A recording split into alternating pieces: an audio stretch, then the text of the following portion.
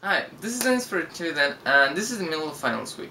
So that would explain why this episode's coming out a little bit more than just late. This also may be my second entire recording, which would explain once again why it's so late. And, well, this is just because the first one was so crappy, I looked so bad. To begin with, I slept 2 hours yesterday. I've been studying for stuff, I still have to study, but anyways, you don't care about that. So let's get to review. Welcome to my review of Tonari no Kaibutsu-kun episode 12 with Match Deep. Once again, the series is progressing really strongly. They go on really well with comedy and everything. This episode in special, I liked a lot because it's not precisely a filler, but they work on trying to explain a lot of the characters. They do not follow specifically the story of Haru and Shizuku, but they do not interrupt the flow of how the relationship progresses. They just work around it and say the thoughts of mostly Natsume-san, but in a couple of opportunities you have Yamaken and Sasayan-kun too, which is really interesting because Sasayan-kun has been a really passive character so far. So we get a chance to get a little bit on his mind, and they leave more cliffhangers like they always do in the series, because that's just what they like to do apparently. The episode starts pretty much with what they had last episode, where Natsume-san was outside the batting center just being a little flustered, thinking of Michan. This scene goes on with her going to the batting center, and she's holding a package that apparently she needed to give to Sasayan-kun. She gives it, and a lot of stuff happened, which I won't go into exact detail, but eventually she runs out. She ends up being mad because Sasayan's there with a group of guys, and the guys do something dumb. Sasayan-kun runs onto her, and they talk about a couple things in which Sasayan says that he thinks that she is in love, or at least has a crush on Michan. And she gets all flustered, she doesn't know what to say, and before she even gets the chance to even say many things, Haru just kind of appears, because he just lives there, and he has this glowy, shiny, sparkly, happy face out of nowhere. And this is a big surprise because he has been depressed a little bit about what Shizuku said last time, how she's been busy with Yamaken and everything. And obviously, they ask him why the hell is he so happy.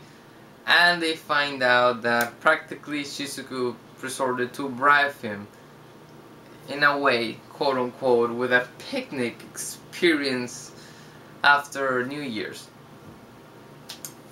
This of course happened right after the last episode, where they had the episode on the waiting for in the bus stop, where they start talking. And well, anyways, the story progresses with them being in the school, having fun and whatnot, and Natsume more than anything concentrating on how Haru can blindly trust so much in Shizuku, and how this is surprising for her because she hasn't had anything specific like that, and even though she has a crush on Michan, she doesn't really know him. After this, they do a time lapse where they just have a few days following where no one really can meet because everyone's busy. Shizuku with her night school, Haru's just being a loner, Natsume-san's only with like her internet friends and whatnot, and Sasayan, as always, is busy with the baseball club.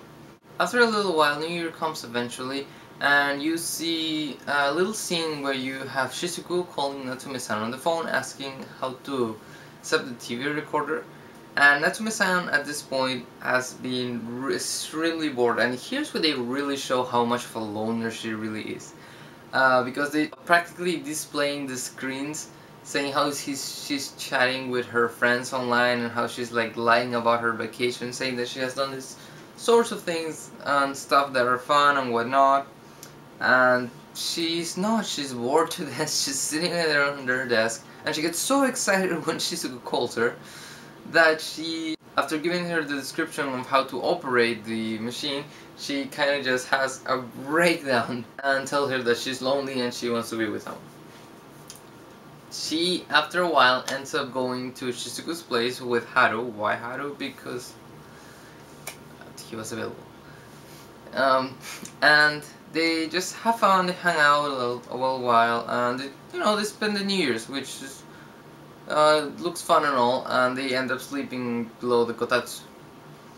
After a while though, they get a phone call by Sasayan, and telling them that there is a New Year's festival, and they eventually go, and they can't find Sasayan because there's no reception, but they do find almost everyone. A bunch of things happen. First, they find Yamaken, who was practically provoking a fight with another couple of people, which is kind of funny because they reveal the fact that Yamaken doesn't really do much of the fighting. Not that they ever showed it, but they kind of clear that up. And Haru does one of the funniest entrances he has had on the show so far, which is just kicking someone on his path to Yamaken, which is really funny. Which was one of Yamaken's friends, and then they beat up the guys who they were fighting with. They have another couple of hitting someone else's scenes involving Shizuku, which you may find really funny. Also, they have this is where Yamaken's way of thinking shows, where he just goes like, "Ooh, Haru's here, so that would mean that Shizuku's most likely here too." He goes logically to look after her, and they have a really strange scene where he tries to play the cool guy but really fails terribly at it. Natsume-san just mocking him, and she kinda suffers the consequences.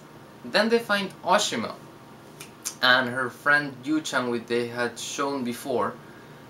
This is kind of cool because I have to say I'm loving, they had said nothing about this character, but I'm loving her so far just because of how sarcastic and like the little devilly face that she has, which is Yu-chan.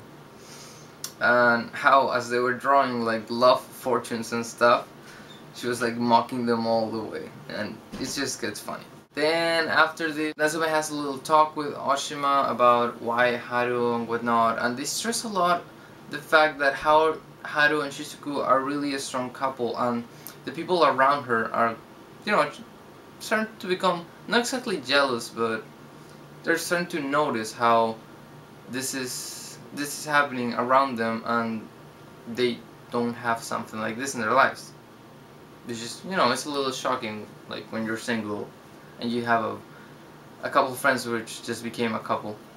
After the festival ends, they finally find Sasayan and Michan, and they end up going to the roof of the baseball batting center. And this is where it really gets to the climax of the Natsume's mindset story, in which she finally ends up telling Michan in a really weird but direct way that she likes him. But even though she tells him, it just ends in silence. She just walks away. Sasayan in this very scene also is eavesdropping and kind of just goes back, and at the end tells his friend who has a crush on Natsume-san that his plan backfired, which is really weird and curious, which I'm just really interested for his character because he's portrayed really as the kind of character that only observes people, and it's really passive, but he's trying to take like some background kind of action in the background, and it's just getting really interesting. I'm hoping to see what the hell's going up with that. Also more Yamaken story. I'm just really liking those characters.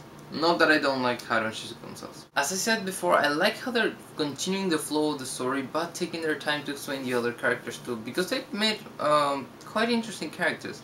Like I said, they're all kind of have their problems, or they're really socially inadequate in their own very way, which makes them interesting and makes it possible for the narrative to work in the first place. So it's really nice that they're taking their time to explain those things. Once again, I haven't read the manga, but I plan on doing so as soon as I get on vacations. And then I will be able to tell you if they have more information, that stuff, or whatnot. I'll see you guys next week with the next episode, and I will actually be in Peru. But I'll still be doing episodes on Tonari no Kaibutsu-kun and Naruto Shippuden. Also, look forward to, if you are a fan of, you haven't seen yet, Spice and Wolf, the Season 1 and the first OVA, which is one of my favorite series.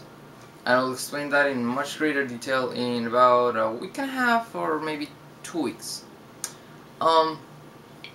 Take care, have an awesome day, I hope you enjoyed the episode. By all means, like, share, and subscribe. This has been Dennis for TheChibiDen, and have an awesome day.